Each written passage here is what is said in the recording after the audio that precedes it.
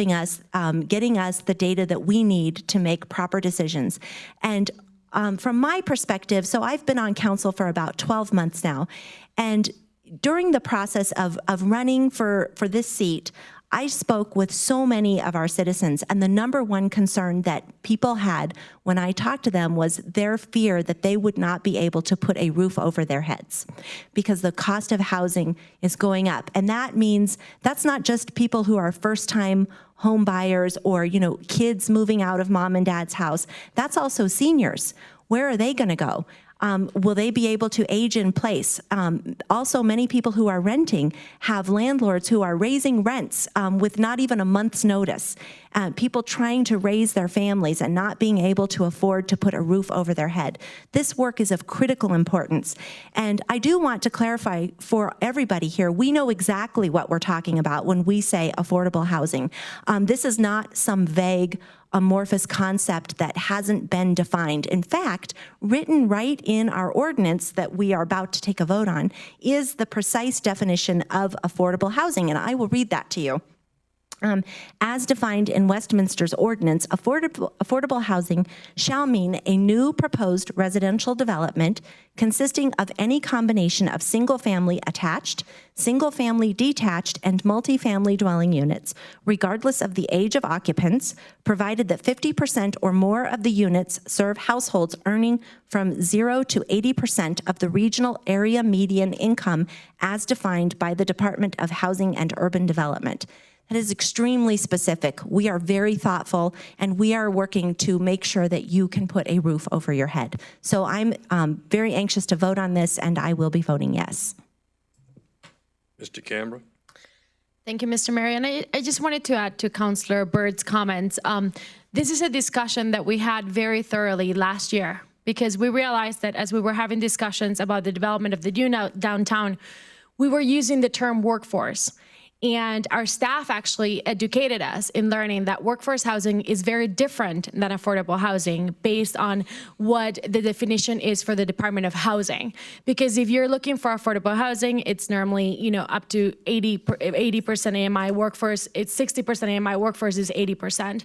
And this is something that we discussed thoroughly because we wanted to make sure that when we're talking to our developers and attracting new business, we were very specific and we knew what we were asking for. So again, I just want to reiterate, these conversations and these decisions don't happen lightly. We've done extensive research, and we're very fortunate to have extremely well and qualified professionals to advise us on these issues. Thank you. I want to try to keep mine fairly short. Westminster is one of those that has taken a lead in trying to develop the affordable or workforce housing, depending on how you want to define it, throughout the metro area.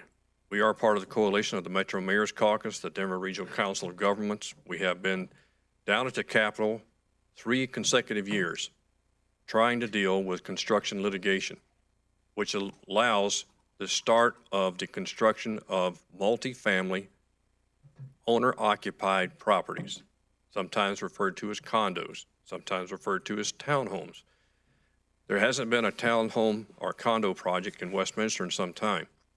But within the metro area, there hasn't been a condo project in over 10 years unless you start at the 800 and 700,000 range and move up. The ability for people to buy first-time units to move into with a lower amount of buy-in and to be able to use that as their starter homes is no longer available in the Colorado market.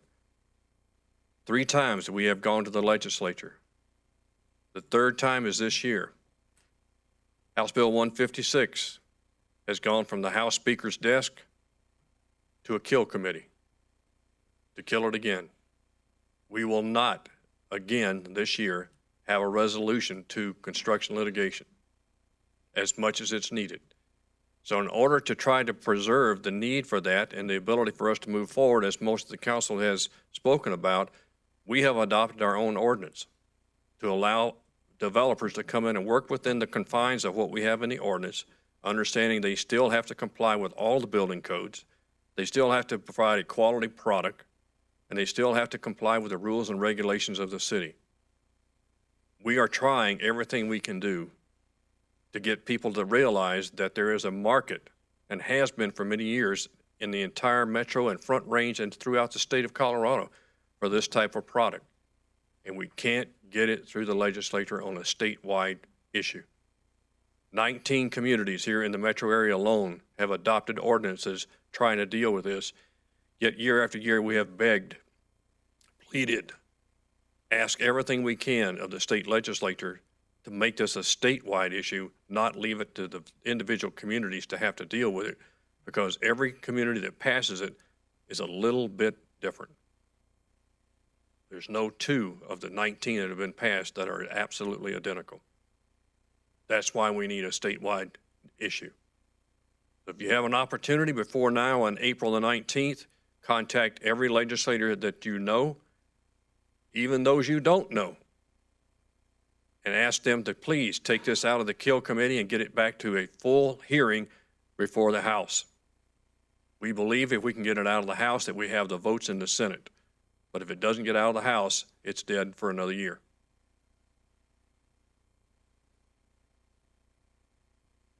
Ladies and gentlemen, you have a motion before you. This is a roll call vote. Ms. Parker. DeCambra. Yes. Garcia. Yes. Pinter. Yes. Seitz. Yes. Atchison. Yes. Baker. Yes. Byrd. Yes. Okay. Motion carries on a 7-0 vote. Next item on the agenda is Councilor's Bill number 7, first reading. As soon as I can get back, I'll be there. Ms. Seitz. Thank you, Mr. Mayor. I move. Yes. I move to table Councilor's Bill number 7. And That's it. okay, I move to table Councilor Bill number 7. Have a motion and a second to table this. This is done at the request of the city staff. Allow them time to fix a couple of questions in there and then come back to us. So at this point, we have a motion for this item to be tabled. Ms. Opie, till what date? 2 weeks? Okay. Is that all right with the maker of the motion? For 2 weeks? Yes. Okay. Second as well? Yes. Okay. Yeah, before you, a motion for this to be tabled for a period of up to 2 weeks. I would just ask for a voice vote. All those in favor, please say aye. Aye. Aye. Any opposed? Hearing none, the motion to table for 2 weeks is carried. Next item on the agenda is Councilor's Bill number 8, Ranch Barn. Ms. Byrd? Yes, I move to pass Councilor's Bill number 8 on first reading. Am I doing the wrong one? No. Oh, okay. I move to pass Councilor's Bill number 8 on first reading, authorizing the city manager to execute a lease agreement between the City of Westminster and Two Horse Run LLC for the lease of the ranch barn and pasture located at 1600 West 120th Avenue in the City of Westminster for 1 year, renewable for 3 additional yearly extensions. Ms. Pinter? Second. Okay, we have a motion and a second. Is there any discussion on this item? Just wanted to let you all know there were horses on the agenda tonight. I don't make stuff up. So this would be a lease to allow open space to partner with Two Horse Run LLC. They're working diligently to make sure that there are programs as well as just horses, so that in addition to being pastoral, that there's some way to engage the community around having these beautiful creatures in our city. Okay, any other comments from council?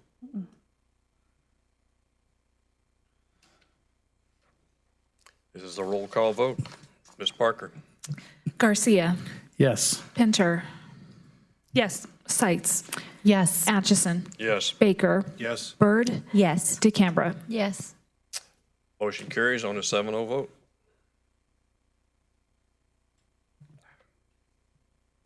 Next item on the agenda is item number 12. And let me explain, ladies and gentlemen, in case you read the packet that was posted on the website, there was a typo in that item. It showed it as next resolution is resolution number 11. Also, it's That resolution was passed 2 weeks ago. This is resolution number 12.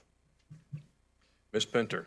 Yes, sir. I move to adopt the presented non-binding resolution number 12, requesting partial affiliation under the FPPA defined benefit system administered by the Fire and Police Pension Association, the FPPA, for the police department members currently covered by the City of Westminster Police Pension Plan. Mr. Garcia? I second. Okay, I have a motion and a second. Are there any comments? Ms. Pinter? I'm sorry, Mr. Canberra.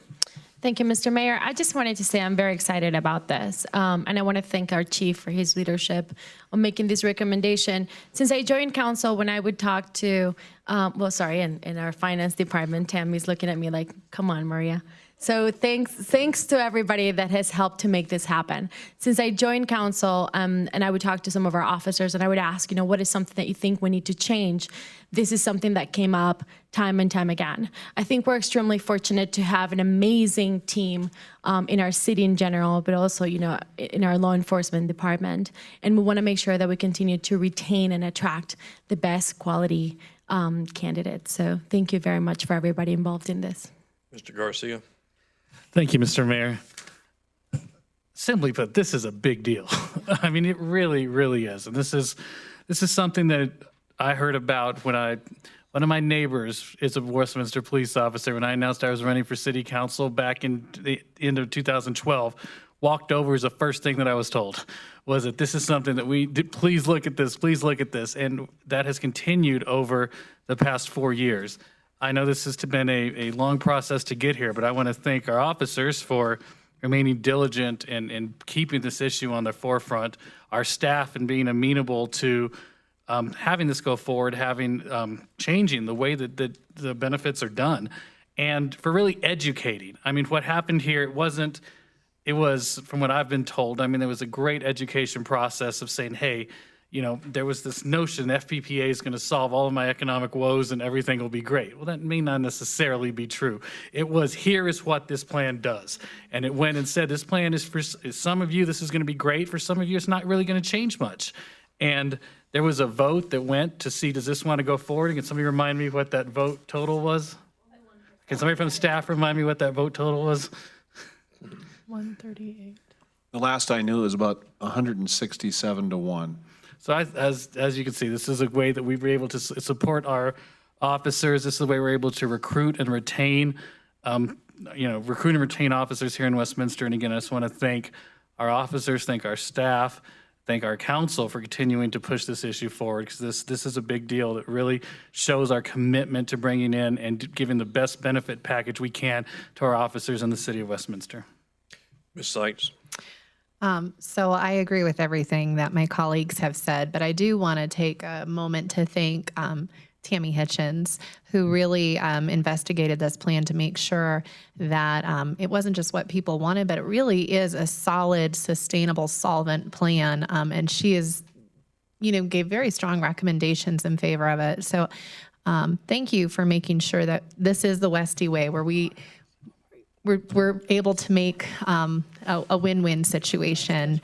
And I am keeping my fingers crossed that Ms. Hitchens will be the next board member on on this board. So thank you so much. Mr. Garcia. I'm sorry, I'd be remiss if I did not thank Chief Carlson for your leadership in seeing that this went forward and making sure that your officers were educated and protected. And I just wanted to say thank you. I couldn't let the opportunity go by without thanking you for your leadership on this issue. Ms. Pinter. I want to echo the comments of my fellow councilors, and I think in general this has been part of a package of things we've been able to do in recent months to make our city competitive for attracting and retaining police officers. High-quality police officers are crucial in today's world, and I'm really grateful for the commitment of our police chief and our staff to continue to do that, as well as even our human resources, who's thoroughly investigated what's needed to attract the best officers, to train them and equip them to serve our city. So thank you. Any other comments, council? Seeing none, roll call vote, please, Ms. Parker. Pinter. Yes. Sites. Yes. Atchison. Yes. Baker. Yes. Byrd. Yes. DeCambra. Yes. Garcia. Yes. Motion carries on a 7-0 vote. Ladies and gentlemen, I hate to bring it up, but that is the end of the roll call and end of the business for the Westminster City Council. So at that point, for the City Council, we are now adjourned, and we will re-adjourn as the Westminster Economic Development Authority Board of Directors. And at this point, Mr. Baker, would you please cover the minutes? Certainly, really. Thank you, Mr. Chairman. I move that the board approve the minutes of the March 13th, 2017 meeting as presented. Ms. Seitz? Second. Okay, I have a motion and a second. All those in favor, please signify by aye. Aye. Any opposed? Hearing none, the motion carries. First item on the agenda will be to authorize the executive director to execute an amended loan agreement. Mr. Garcia. Mr. Chairman, I move to authorize the executive director to execute an amended loan agreement with Community Resources and Housing Development Corporation relative to a loan provided by the Westminster Economic Development Authority for the construction and acquisition of the commercial building at 7305 Lowell Boulevard. Ms. Pinter? Second. Okay. Members of the authority, if you have any comments, I have Ms. Byrd up first. Oh, no. You have none? Okay. Being none, are there any comments by any member of the authority? Seeing none, if you will please just cast your ballot.